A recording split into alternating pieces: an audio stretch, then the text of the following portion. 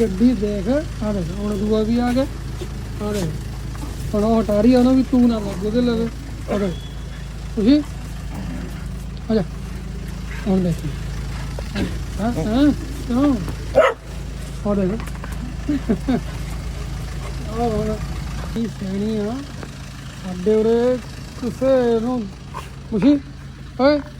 ਕਿਸੇ ਨੂੰ ਨਹੀਂ ਖੜਨ ਦਿੰਦੀ ਕੋਈ ਡੰਗਰ ਬੱਚਾ ਥੋੜੀ ਵਾਰ ਮੂਹਰੇ ਖੜਾ ਹਾਲੇ ਹਲੇ ਇਹ ਨਹੀਂ ਕੁਛ ਕਹਿੰਦਾ ਉਹ ਤਾਂ ਸੜਕ ਤੱਕ ਟਪਾ ਕੇ ਹੈਂ ਆ ਜਾ ਹੁਣ ਦੇਖੋ ਅੰਦਰ ਅੰਦਰੋਂ ਭੱਜੇ ਜਿੰਨੇ ਪਾਣੀ ਮੈਂ ਕਿੰਨੇ ਕੁ ਟਾਈਮ ਦਾ ਵਿਛੜਿਆ ਪਿਆ